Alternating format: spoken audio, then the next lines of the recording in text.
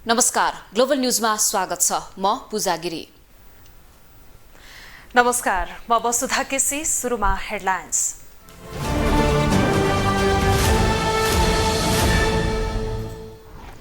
विकास र सुशासनका लागि भ्रष्टाचार नियन्त्रण हुनु अपरिहार्य रहेको राष्ट्रपतिको भनाई। भ्रष्टाचार विरुद्ध सरकारको शून्य सहनशीलता रहने प्रधानमन्त्रीको जिकिर। एमाले नेतृत्वको सुदूरपश्चिम सरकार ढाल्ने सूत्रधार भएको माधव नेपालको उद्घोष। देशको राजनीतिलाई प्रभावित पार्ने शक्ति आफूसँग रहेको दावी। 7 दलीय सत्ता गठबन्धन सङ्कटमा, जसपा जनमतको असन्तुष्टि, नागरिक उन्मुक्तिको विद्रोह, पर्ख र हेरमा रासोपा। मौद्रिक नीतिको अर्धवार्षिक समीक्षा औसत रहेको सरोकारवालाको टिप्पणी। सहकारीका समस्या सम्बोधन गर्न नसकेको गुनासो। र त्रिभुवन आर्मी क्लबका रोकायाले जिते 8औं प्रधान सेनापति खुल्ला म्याराथनको उपाधि। शीर्ष 3मा र महिलातर्फ आर्मीकै धावकहरूको वर्चस्व।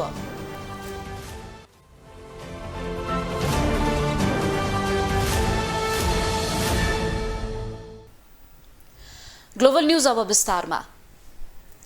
भ्रष्टाचार नियन्त्रण विश्वका सबै मुलुकको चासो, समस्या र सरोकारको विषय बनेको छ भने नेपाल जस्ता अल्प विकसित मुलुकमा त यसले जरो नै गाडेको छ।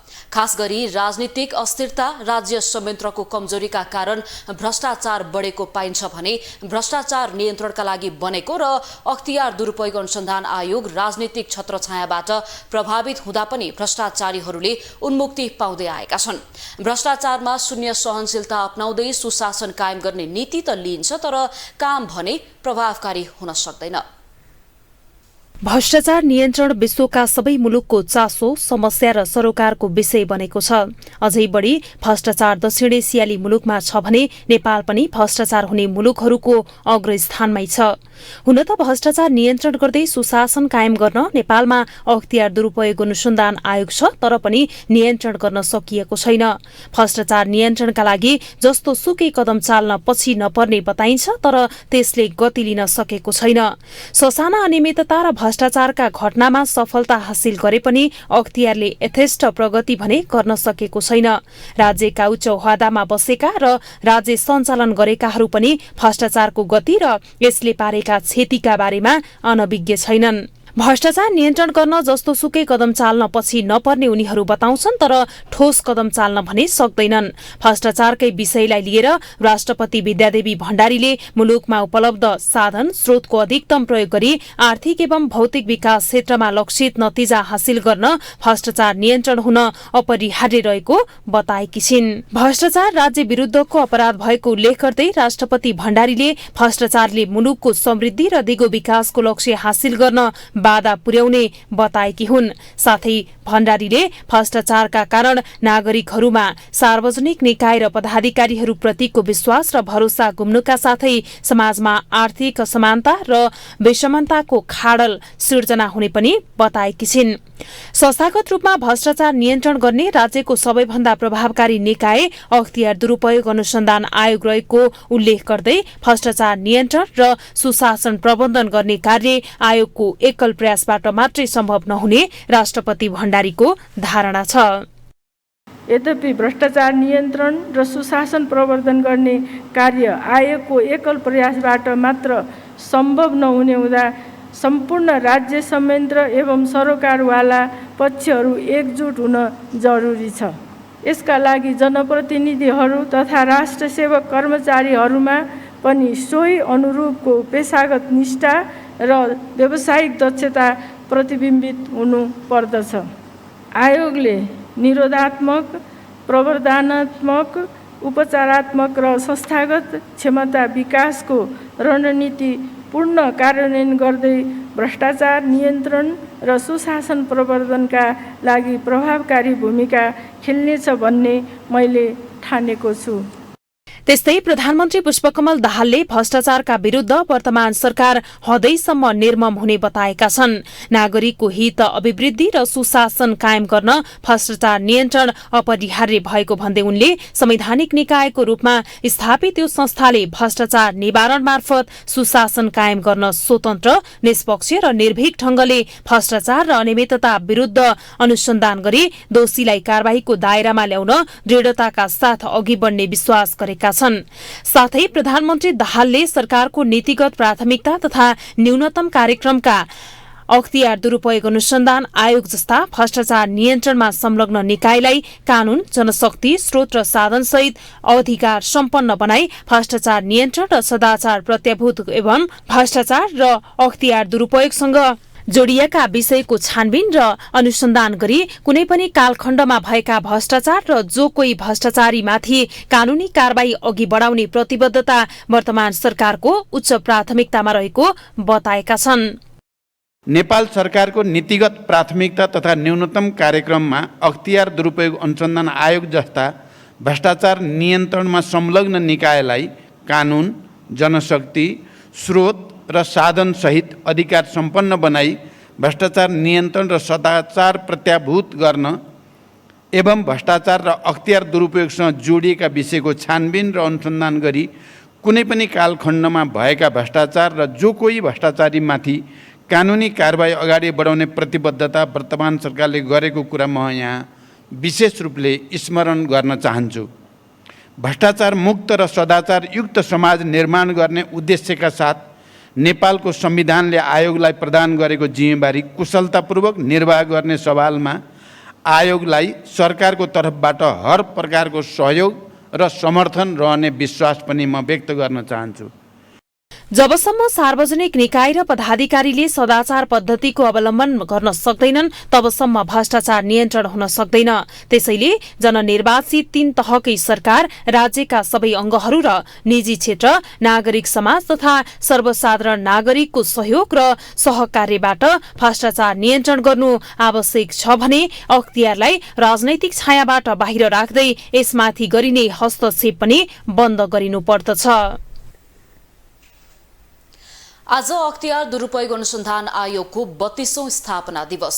बहुदल स्थापनाको अर्को वर्ष अर्थात् विक्रम सम्वत 2047 साल माघ 28 गते नेपालमा अख्तियार दुरूपयोग अनुसन्धान आयोगको स्थापना भएको थियो। भ्रष्टाचार नियन्त्रणका लागि संवैधानिक रूपमा आयोगको स्थापना भएको भए पनि भ्रष्टाचार भने कम हुन सकेको छैन। यता आयोगका पदाधिकारीले भने आयोगको क्षेत्राधिकार बढाउनु पर्नेमा जोड दिएका छन्। शनिबार अख्तियार दुरूपयोग अनुसन्धान आयोगको 32औं स्थापना दिवस। आयोगले विशेष कार्यक्रम गरेर यो दिवस मनाएको छ। नेपालमा बहुदल स्थापनाको अर्को वर्ष विक्रम सम्वत 2047 साल माघ 28 गते अख्तियार दुरूपयोग अनुसन्धान आयोगको स्थापना भएको थियो। भ्रष्टाचार नियन्त्रण गर्ने जिम्मेवारी सहित संवैधानिक निकायका रूपमा स्थापना भएको आयोगले ससाना भ्रष्टाचारीलाई मात्रै कानूनको दायरामा ल्याउन सकेको छ। ठूला भ्रष्टाचारका फाइल खोल्न नसकेको आरोप आयोगमाथि लागिरहेको छ। तर आयोगका पदाधिकारीहरूले भने अख्तियारको क्षेत्राधिकार बढाउन माग गरेका छन्। निजी क्षेत्रमा हुने भ्रष्टाचारको समेत छानबिन गर्न पाउने कानूनी व्यवस्था गर्नुपर्ने माग आयोगका पदाधिकारीहरूले यसअघि समेत गर्दै आएका थिए। आयोगका प्रमुख प्रेम कुमार राईले समेत स्थानीय तहमा संघीय सरकारी कोष र आन्तरिक स्रोतबाट विनियोजन भएको ठूलो रकम दुरूपयोग भएको भन्दै प्राकृतिक स्रोत उत्खननमा राज्य कोषको दोहन भएको बताएका छन्। यता ट्रान्सपरेन्सी इन्टरनेसनलको प्रतिवेदनले समेत नेपालमा भ्रष्टाचार कम नभएको देखाउँछ। ट्रान्सपरेन्सीको पछिल्लो प्रतिवेदन अनुसार बढी भ्रष्टाचार हुने मुलुकको सूचाङ्कमा नेपाल 117औं स्थानमा छ। यो पहिलाको भन्दा धेरै हो। योभन्दा अगाडि नेपाल भ्रष्टाचार हुने मुलुकको सूचीमा 113औं स्थानमा थियो। 100 अङ्कमा नेपालले हाल 33 अङ्क पाएको छ। गत वर्ष 34 अङ्क थियो। यसरी भ्रष्टाचार बढ्नुको खास कारणका रूपमा अख्तियारको काम प्रभावकारी हुन नसकेको रूपमा बुझ्नुपर्ने कतिपयको तर्क छ। पूर्व प्रधानमन्त्री समेत रहेका नेकपा एकीकृत समाजवादीका सम्मानित नेता झलनाथ खनालले समेत अख्तियार पनि राजनीतिकीकरणबाट अछुतो नभएको बताएका छन्। एकातिर अब शत्रुवर्गमै दलाल पुँजीपतिहरू छन्, शोषकहरू छन्, कमिसन खोरहरू छन्, कालाबजारियाहरू छन्, भ्रष्टाचारीहरू छन्, मुनाफाखोरीहरू छन्, विदेशीहरूका दलालहरू छन्। यी हाम्रा शत्रुहरू यिनीहरूले जे क्रियाकलाप गरिरहेका छन् यो राष्ट्रलाई विनाश गर्ने, जनतालाई लुट्ने, राष्ट्रलाई लुट्ने काम गरिरहेका छन्। यो उनीहरूको लुटपाटको विरोध र भण्डाफोड गर्ने काममा हामी सांस्कृतिक कर्मीहरूले सबभन्दा अग्रपङ्क्तिमा उभिनुपर्छ। अख्तियार दुरुपयोग अनुसन्धान आयोगमा हुने राजनीतिक नियुक्तिले समेत आयोगका काममा असर परेको विश्लेषण हुने गरेको छ। त्यसबाहेक भ्रष्टाचारका ठूला काण्डमा छानबिन गर्न नसक्दा समेत आयोगको प्रभावकारितामाथि प्रश्न समेत उठ्ने गरेको छ। ग्लोबल टेलिभिजनका लागि सूर्य भट्टराईको रिपोर्ट। एमाले नेतृत्वको सुदूरपश्चिम सरकार ढलेसँगै सबैभन्दा खुसी नेकपा एकीकृत समाजवादीका अध्यक्ष माधव कुमार नेपाल देखिनु भएको छ। एमाले अध्यक्ष केपी शर्मा ओलीले रणनीतिक चाल असफल भएको र सुदूरपश्चिमबाट केन्द्रीय सरकारसम्म यसले धक्का दिने भन्दै अध्यक्ष नेपालमा खुसी देखिएको हो। साथै उहाँले नेकपा एकीकृत समाजवादी नेपालको राजनीतिको एउटा शक्ति भएको भन्दै देशको राजनीतिलाई प्रभावित पार्ने शक्ति आफूसँग रहेको दावी समेत गर्न भ्याउनु भएको छ। सुदूरपश्चिम प्रदेशमा बनेको एमाले नेतृत्वको प्रदेश सरकार 1 महिना नबित्दै ढलेसँगै यति बेला सबैभन्दा बढी सन्तुष्ट नेकपा एकीकृत समाजवादीका अध्यक्ष माधव कुमार नेपाल देखिएका छन्। एमाले अध्यक्ष ओलीले गर्ने व्यवहार र पार्टीप्रति राख्ने धारणाले गर्दा हैरानै परेका माधवलाई सुदूरपश्चिममा सरकार ढलेसँगै सबैभन्दा बढी सन्तुष्टि मिलेको हो। 15 वर्षसम्म एमालेको नेतृत्व सम्हालेका माधवलाई पार्टी विभाजनपछि ओलीले गरेको व्यवहारले सबैभन्दा चेपुवामा पारेको थियो र उनी यति बेला फेरि चर्को स्वरमा ओलीप्रति खिसिट्युरी गर्न थालेका छन्। अध्यक्ष नेपालले सुदूरपश्चिमबाट एमालेलाई धक्का दिन थालिएको भन्दै अब अन्यत्र पनि सत्ताबाट हटाइने भन्दै हुङ्कार समेत गर्न भ्याए। शनिबार जनसांस्कृतिक महासङ्घको कार्यक्रमलाई सम्बोधन गर्न पुगेका उनले सुदूरपश्चिमबाट एमालेलाई ठूलो धक्का परेको छ भन्दै यो पहिलो सुरुवात भएको समेत बताउन भ्याए। साथै उनले नेता कार्यकर्ताहरूलाई हौसला बुलन्द गर्नुस् भन्दै यो पार्टीले केही गर्न सक्दैन भन्दै हाम्रो पार्टीलाई भन्नेहरूलाई जवाफ हो भन्दै उनले दरिलो शब्दबाणको झापड समेत एमाले र अध्यक्ष ओलीलाई दिए। सुदूरपश्चिमको सरकार ढल्यो, नयाँ सरकार बन्यो। नयाँ सरकारमा अहिले को छ? एउटा नेपाली कांग्रेस छ, अर्को एकीकृत समाजवादी छैन। यो पार्टीको केही अर्थ छैन, खतम छ यसको भविष्य भनेको होइन। कहाँ उदायो त्यहाँ कहाँ देखा पर्यो त्यो पार्टी। त्यसो भए अब एउटा ठुलो धक्का एमाले पार्टीलाई परेको छ र त्यो पहिलो सुरुवात जस्तो देखिन्छ। साथै उनले निर्वाचनको परिणाम सोचे जति नआए पनि 50% उम्मेद्वार जिताउन सकिएको भन्दै तत्कालीन गठबन्धनभित्र प्रतिनिधि सभामा 25 सिट मागेकोमा 20 सिट पाइएको समेत भन्न भ्याए। अध्यक्ष नेपालले सुदूरपश्चिम सरकार ढाल्न आफूले नै काङ्ग्रेससँग कुरा गरेको र अरूसँग पनि कुरा गर्दै सफल भएको र यसको सूत्रधारका रूपमा समेत आफूलाई चित्रित गरे। साथै उनले नेकपा एस नेपालको राजनीतिको एउटा शक्ति भएको भन्दै देशको राजनीतिलाई प्रभावित पार्न सक्ने शक्ति आफूसँग रहेको जिकिर समेत गरे। हामी पनि छौँ है राष्ट्रिय राजनीतिमा, हाम्रो पनि भूमिका छ है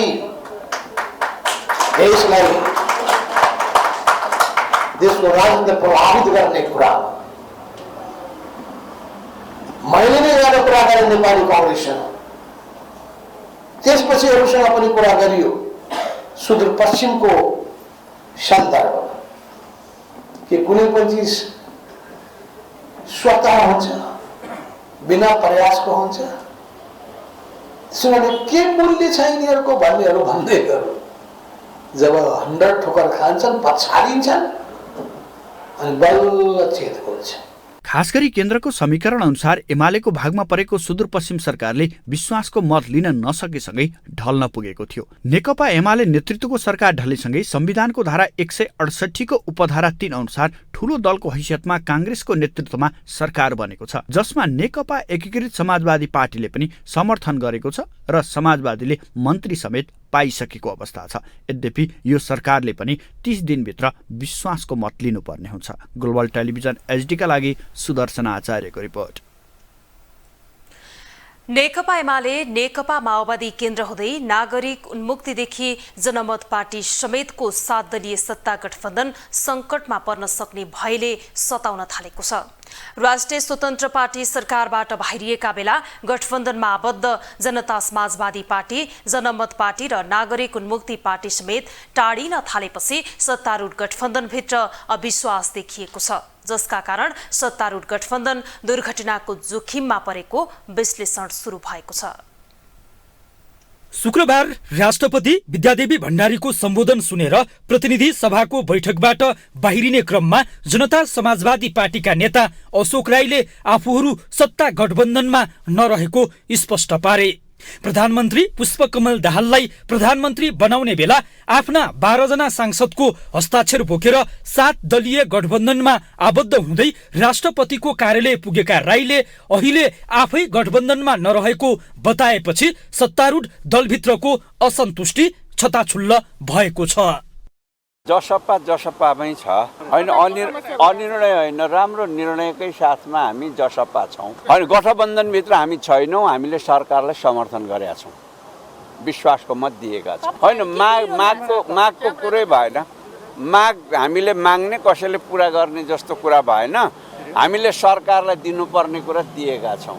यता सत्ता गठबन्धनमा रहेको अर्को दल नागरिक उन्मुक्ति पार्टीले त झन् सत्ता गठबन्धनभित्रै विद्रोह गरिसकेको छ। सुदूरपश्चिममा नेकपा एमालेको सरकार ढलाएर सत्ता गठबन्धन विरुद्ध उभिएको नागरिक उन्मुक्तिको अलानले समेत वर्तमान सत्ता गठबन्धनमा संकट चुलिएको छ।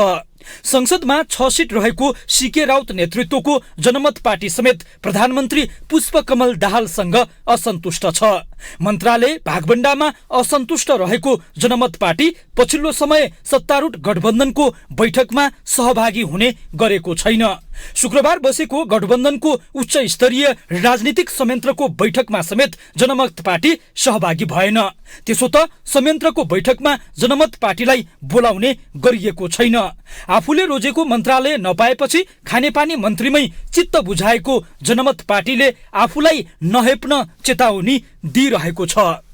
कार्यदिशातिर र कार्यशैलीतिर पनि हाम्रो असन्तुष्टि रहेको छ। अब कार्यशैली हेर्नुहुन्छ भन्दाखेरि अब यहाँ निर्णय चाहिँ पहिला नै गर्ने अनि त्यो चाहिँ एकदम अकस्मात सुनाउनेहरूलाई चाहिँ त्यस्तो खालको प्रवृत्ति देखिएको छ। 2 जनाले मात्रै बसेर जे निर्णय गर्दा पनि हुन्छ भनेर त्यस्तो खालको कार्यशैली देखिएको छ। अनि कार्यदिशा पनि अलिकति प्रतिगामी जस्तो पश्चिगामी जस्तो देखिएको छ। त्यसो त फरक सिद्धान्त र एजेन्डा बोकेको राष्ट्रिय प्रजातन्त्र पार्टी समेत वैचारिक मतभेदका कारण प्रधानमन्त्री पुष्पकमल दाहालसँग असन्तुष्ट देखिँदै आएको छ। संघीयता विरुद्ध दिएको अभिव्यक्तिलाई लिएर प्रधानमन्त्री दाहालले राप्रपाका उपाध्यक्ष तथा कानून मन्त्री ध्रुवबहादुर प्रधानलाई स्पष्टीकरण सोध्ने चेतावनी दिएपछि राप्रपा निरन्तर प्रतिक्रिया दिइरहेको छ।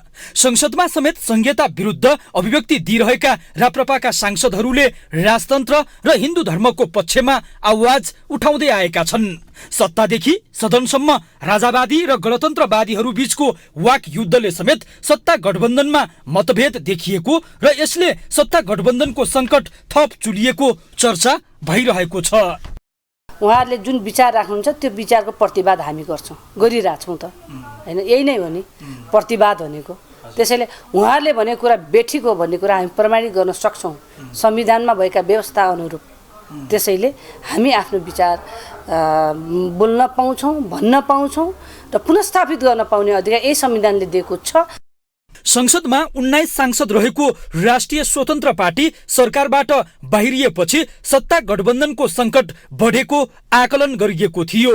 यता नेकपा एमाले र नेकपा माओवादी भित्र राष्ट्रपति चयनका विषयमा देखिएको स्पष्ट द्विधारले समेत सत्ता साझेदार दलहरूको संकट सन्निकटमै पुगेको विश्लेषण भइरहेको छ। अहिले के देखिन्छ भने ओली र चाहिँ प्रचण्डको केमिस्ट्री मिलेको देखिँदैन, किनभने सरकार चलाउन उहाँले चाहिँ सैद्धान्तिक रूपमा हेर्नुहुन्छ भने त्यहाँ भिन्न मुद्दाहरू, सक्रिय राजतन्त्रको मुद्दा, संघीयता विरोधी मुद्दालाई लिएर प्रचण्डलाई हिँड्न गाह्रो भएको छ भने प्रचण्डलाई सरकार चलाउनको लागि अहिले सैद्धान्तिक दृष्टिकोणबाट काङ्ग्रेस नै कम्फर्टेबल देखिन्छ। प्रधानमन्त्री दाहाललाई संसदका 2 दल नेमकिपा र जनमोर्चा बाहेक सबै दलले विश्वासको मत दिएका छन्। यसरी संसदमा अभूतपूर्व विश्वास पाएका दाहालले गठबन्धनभित्रको असन्तुष्टिले जुनसुकै बेला फरक मोड लिन सक्ने समेत देखिएको छ। ग्लोबल टेलिभिजनका लागि क्यामेरामा नरेश मोक्तानका साथमा कैलाश कठायत, काठमाडौँ। विवेकशील साझा पार्टीलाई छिन्न भिन्न पार्दै राप्रपाको वरिष्ठ उपाध्यक्ष बन्न पुगेका पूर्व सञ्चारकर्मी समेत रहेका रविन्द्र मिश्रलाई समीक्षा बास्कोटाले गतिलो झापड हानेकी छिन्। विवेकशील साझाकी अध्यक्ष समेत रहेकी उनले आफ्नो पार्टीलाई राप्रपाकरण गर्न खोज्नेबाट बचाएर महाधिवेशन गर्न सफल भएको भन्दै मिश्रको अहमताले यो अवस्था आएको भन्दै शब्दबाण प्रहार गरेकी हुन्। कुनै बेला बीबीसी नेपाली मार्फत निकै लोकप्रियता कमाएका रविन्द्र मिश्र सञ्चारकर्म छाडेर राजनीतिमा आएको त्यति लामो समय भएको छैन। नेता बन्नका लागि पार्टी खोलेको होइन भने पनि 2073 साल फागुनमा साझा पार्टीको नेतृत्व सम्हालेका मिश्र त्यस यता भने कुनै पनि स्थानमा स्थिर रूपमा बस्न सकेका छैनन्। पार्टी खोलेको छोटो समय अर्थात् 2077 साल मक्सिर 24 गते तत्कालीन विवेकशील नेपाली दल र साझा पार्टी बीच एकीकरण गर्दै विवेकशील साझा पार्टी गठन गरे र त्यसको नेतृत्व पनि मिश्रले सम्हाले। तर एकताको 376औं दिनमा अर्का नेता मिलन पाण्डे समूहलाई कारबाही गर्दै पार्टीबाट निकाले र एकल नेतृत्वमा समेत पुगे। यो सँगै 2079 साल वैशाख 30 को स्थानीय निर्वाचनमा पार्टीको तर्फबाट काठमाडौँ महानगरको मेयर उम्मेद्वारले लज्जास्पद हार बेहोरेपछि मिश्रले न्यू पाए र पार्टी नै छाडेर निस्किए र राजावादी किद्दमा समेत उभिन पुगे। रेस्टुरामा गएर मेनु हेर्यो, लास्टमा मोमो मगायो भन्दै मतदाताको विवेकमाथि यसरी धेरै पटक व्यङ्ग गरेका उनी गत असोज 12 गते वरिष्ठ उपाध्यक्ष पाएसँगै राप्रपाको छाहारीमा ओत लाग्न पुगे। तर उनै मिश्रले छेदविच्छेद बनाएर छाडेको विवेकशील साझा पार्टी भने फेरि एकजुट हुन पुगेको छ र उसले पहिलो अधिवेशन समेत गर्न सफल भएको छ।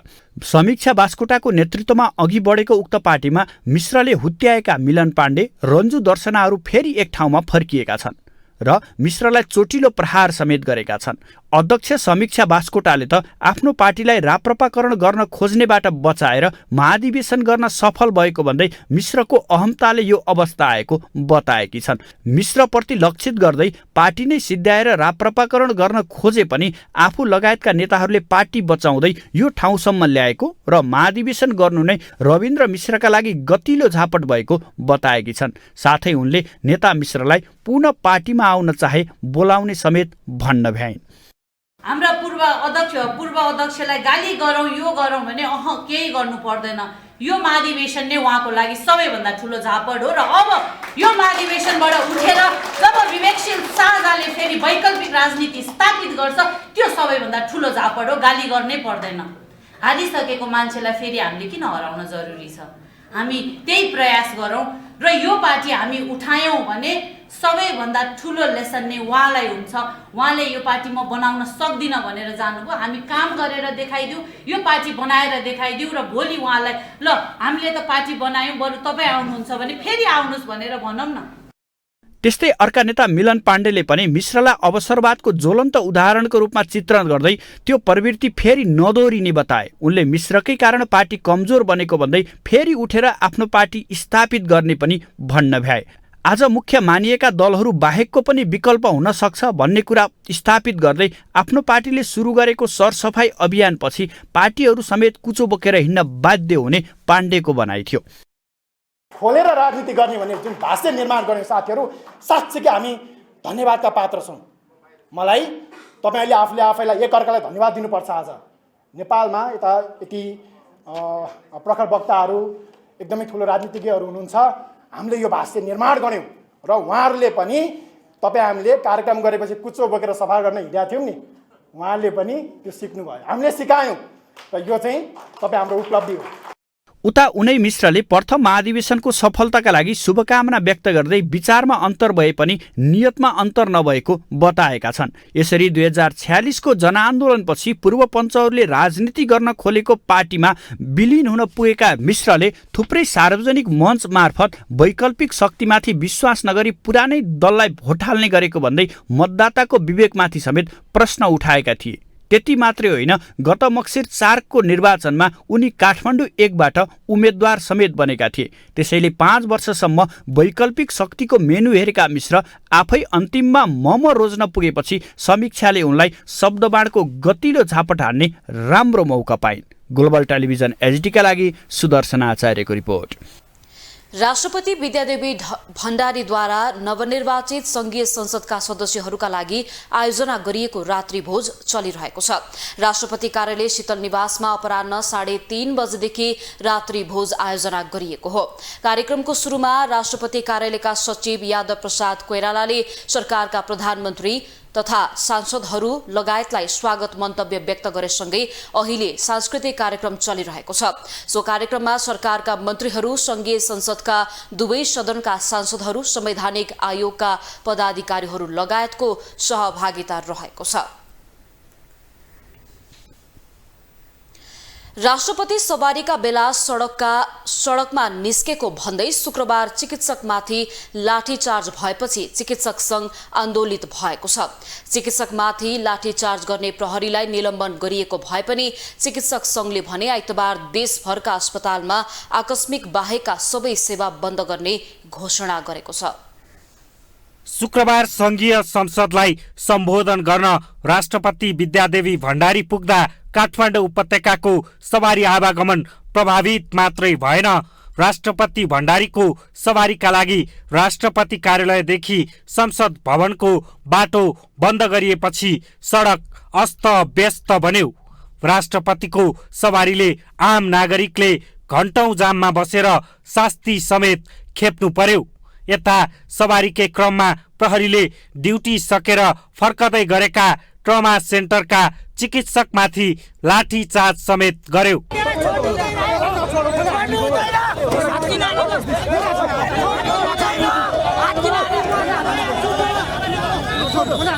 राष्ट्रिय ट्रमा सेन्टरका डाक्टर जनितलाल सिंह माथि त लाठीचार्ज समेत भयो। सिंहले शल्यक्रिया सम्पन्न गरी घर निस्कने क्रममा परिचय पत्र देखाउँदा पनि लाठीचार्ज भएको बताएका छन्। राष्ट्रपतिको सवारीका क्रममा डाक्टरमाथि लाठीचार्ज गर्ने प्रहरी हवलदार शम्भुजङ गुरुङलाई भने निलम्बन गरिएको छ।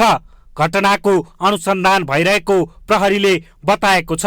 चिकित्सकमाथि लाठीचार्ज गरिएको विरोधमा नेपाल चिकित्सक संघले आइतबार देशभरका स्वास्थ्य संस्था र अस्पतालहरूबाट दिइने सेवा बन्द गर्ने निर्णय गरेको छ।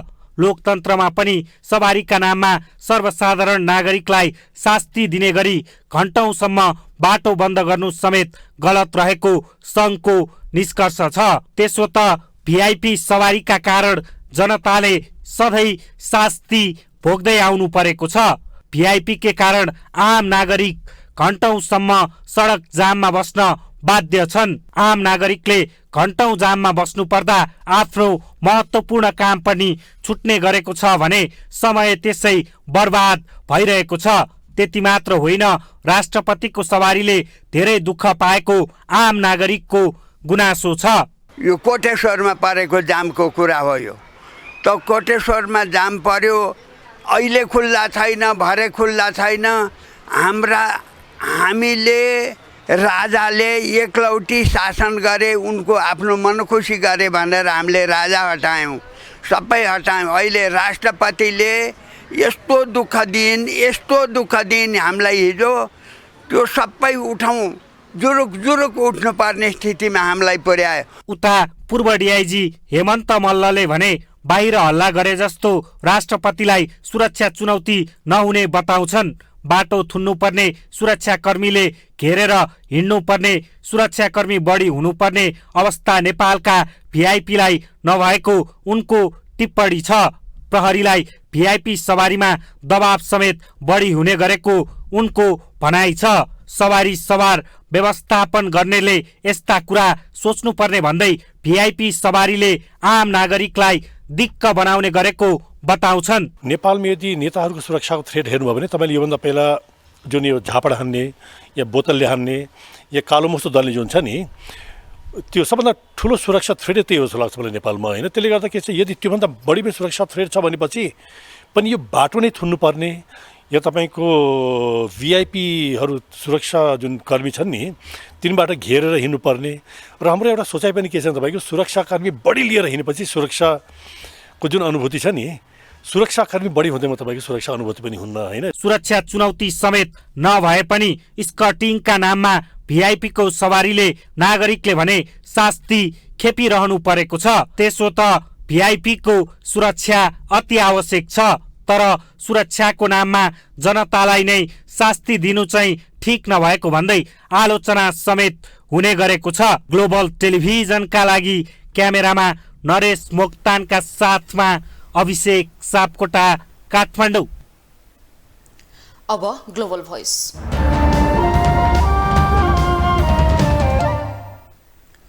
मुलुकमा संघीय गणतन्त्र स्थापना भएको पनि 1.5 दशक बितिसक्यो, तर शासकीय स्वरूप र संरचना हेर्दा यसको सामान्य प्रतापभूत नै भएको छैन। जनता र शासक बीचको दूरी यो बीचमा झनै बढ्दैछ। देशमा सुशासन कायम हुन सकेको छैन भने भ्रष्टाचार चुलिएको छ।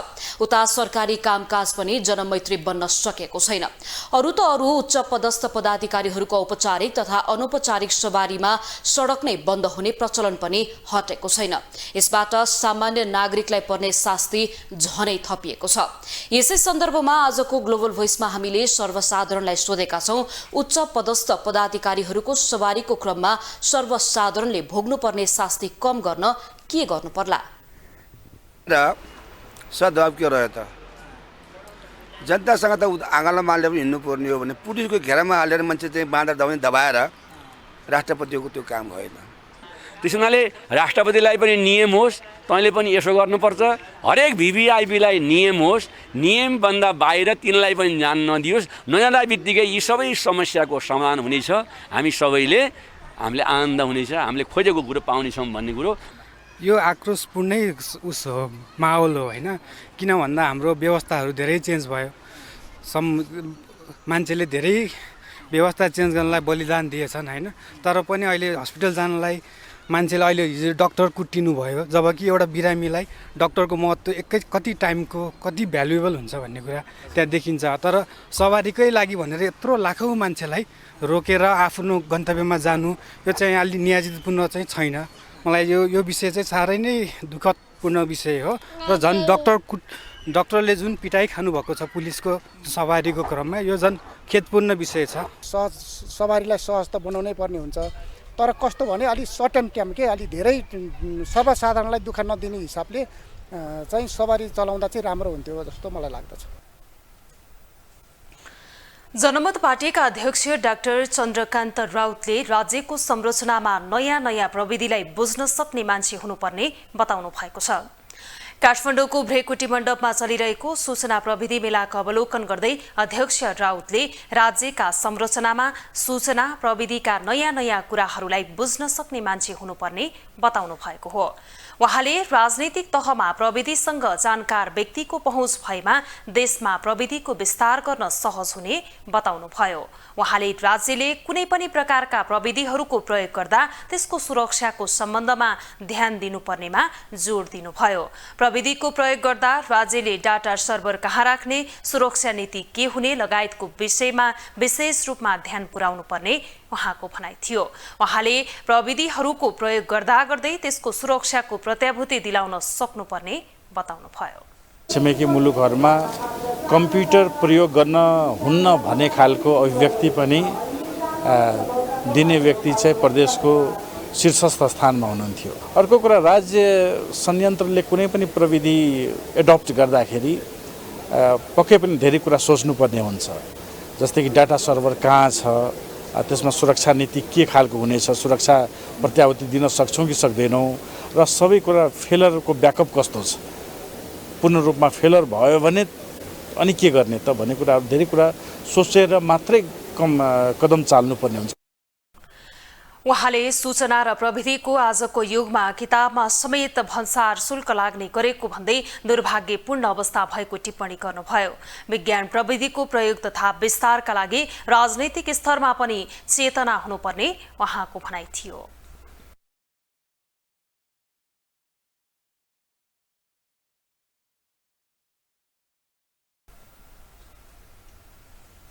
अब इकोनोमिक न्यूज।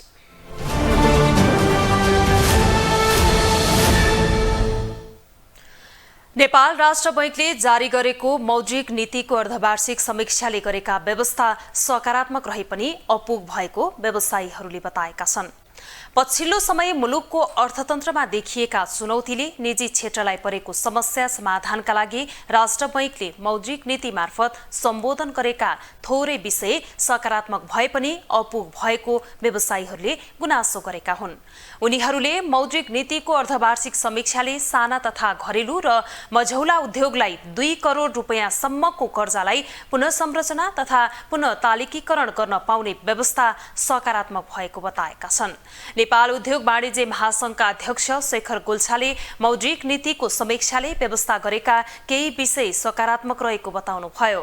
उहाँले 2 करोडको सीमालाई 10 करोडसम्म कायम राख्ने राष्ट्र बैंकले जोखिम लिएको भए अर्थतन्त्र थप चलायमान हुने आशय समेत व्यक्त गर्नुभयो। उहाँले पछिल्लो समय नेपालमा सहकारीहरूका समस्या आएर 30,000 सहकारीहरू चल्न नसकेर बन्द भएको अवस्था रहेको भन्दै मौद्रिक नीतिमा सहकारीलाई समावेश गर्न नसकेको बताउनुभयो। एउटा डिमान्ड क्रिएट भएको थियो, एउटा डिमान्ड क्रिएट यदि राष्ट्र उठेको थियो, उनीहरू अहिले चल्न सकेका छैनन्। हामीले मौद्रिक नीतिमा उनीहरूलाई एड्रेस गरेर कसरी अब सहकारीहरूलाई फेरि चलाउने भन्ने कुराहरू बोलिदिएको भए मलाई लाग्छ अझ राम्रो हुन्थ्यो कि अझ हाम्रो सकारात्मक मुड हुन्थ्यो कि। त्यस्तै नेपाल चेम्बर अफ कमर्सका अध्यक्ष राजेन्द्र मल्लले उद्योगी व्यवसायीहरूले राष्ट्र बैंकको नीति कुर्ने भन्दा पनि साझेदारी गरेर अगाडि बढ्न आवश्यक रहेको बताउनुभयो। उहाँले उद्योगी व्यवसायीहरूले पुरानो कर्जा जसरी पनि चुक्ता गर्ने र आगामी दिनमा बैंकको कर्जा बिना पीपीपी मोडलमा जानुपर्ने बताउनुभयो। अब चुक्ता गर्नु पर्यो हैन, सक्दो हामीले चाहिँ समय तालिका मिलाएर ब्याज दर घटाएर ठिकमा जाने आउँदा दिनहरूमा अब तपाईँहरू जस्तो एउटा यो अटोमोबाइलको सेक्टर चाहिँ बिग सेक्टर सबै अरबौँ लगाइन्छ। तपाईँहरूले यस्तो काम गर्दाखेरि ब्याङ्कको ऋण बिना पब्लिक प्राइभेट पार्टनरसिपमा कम्पनी गर्नु पऱ्यो भनेदेखि ऋण पनि लिनु परेन। तपाईँले सुरुवाती गरेको दिनदेखि नाफै नाफा हुन्छ, जेरो थोर चाहिँ नाफै हुन्छ। त्यस्तै वाणिज्य महासंघका उपाध्यक्ष अञ्जन श्रेष्ठले मौद्रिक नीतिमा व्यवसायीहरूलाई केही राहत भए पनि अपुग रहेको बताउनुभयो। उहाँले दैनिक तरलता सुविधा अन्तर्गतको ओभरनाइट तरलता सुविधा 7% को नीतिगत दरमा उपलब्ध हुने व्यवस्थाले तत्काल बैंकको ब्याज दर नघट्ने देखिएको बताउनुभयो। घटाएर 1.5% घटाएर 7% मा ल्याएको छ। यसले चाहिँ निश्चय पनि भोलिको दिनमा ब्याज दर घट्ने त हुन्छ, तर राष्ट्र बैंकको नीति अनुसार चाहिँ नि ब्याज दर घटाउन चाहिँ नि 3 महिना लाग्ने रहेछ, निक्षेपमा चाहिँ नि 1 महिना मात्र लाग्ने रहेछ। त्यो जुन चाहिँ यो असमान पोलिसी छ, त्यो पोलिसीले गर्दाखेरि पनि तत्कालै ब्याज घट्न सक्ने स्थितिहरू छैन। सरकारको नियमन निकायले समस्याको समाधान नखोजेर अब सधैँ व्यवसायी मात्रै पीडित हुनुपर्ने अवस्थाको अन्त्य गर्न आवश्यक रहेको श्रेष्ठको भनाइ थियो।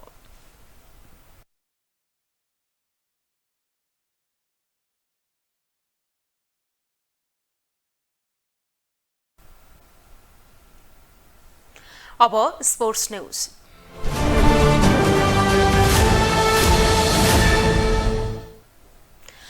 आठौं प्रधान सेनापति खुल्ला म्याराथनको उपाधि त्रिभुवन आर्मी क्लबका राजन रोकाईले जितेका छन्।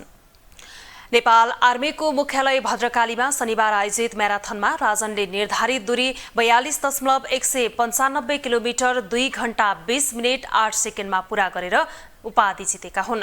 म्याराथनको शीर्ष 3 मा आर्मीकै धावकहरूको वर्चस्व रहेको छ।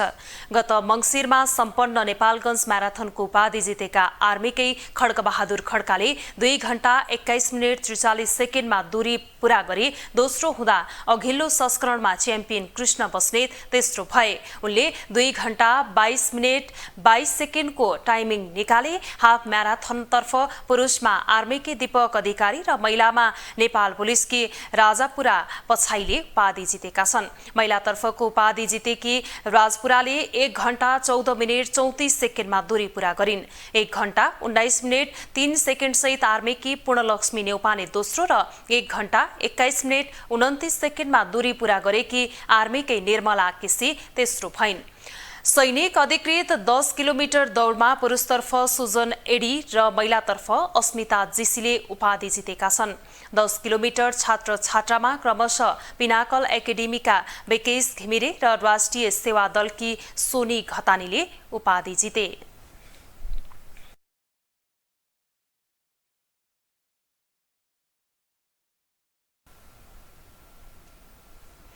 ग्लोबल न्यूजको अन्त्यमा अहिलेसम्मका हेडलाइन्स पुनः एकपटक।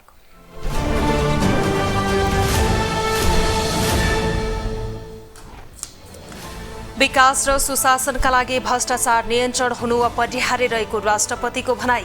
भ्रष्टाचार विरुद्ध सरकारको शून्य सहनशीलता रहने प्रधानमन्त्रीको जिकिर। एमाले नेतृत्वको सुदूरपश्चिम सरकार ढाल्ने सूत्रधार भएको माधव नेपालको उद्घोष। देशको राजनीतिलाई प्रभावित पार्ने शक्ति आफूसँग रहेको दाबी। 7 दलीय सत्ता गठबन्धन सङ्कटमा, जसपा जनमतको असन्तुष्टि, नागरिक उन्मुक्तिको विद्रोह, पर्ख र हेरमा रासोपा। मौद्रिक नीतिको अर्धवार्षिक समीक्षा औसत रहेको सरोकारवालाहरूको टिप्पणी।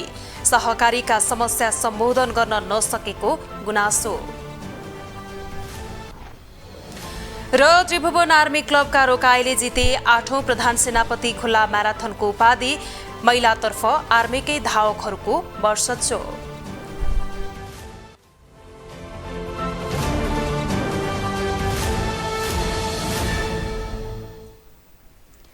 ग्लोबल न्यूज अहिलेलाई यति नै। ग्लोबल टेलिभिजन तपाईँ फेसबुक तथा युट्युबमा पनि प्रत्यक्ष हेर्न सक्नुहुनेछ। ग्लोबल टेलिभिजन हेर्दै गर्नुहोला। नमस्ते।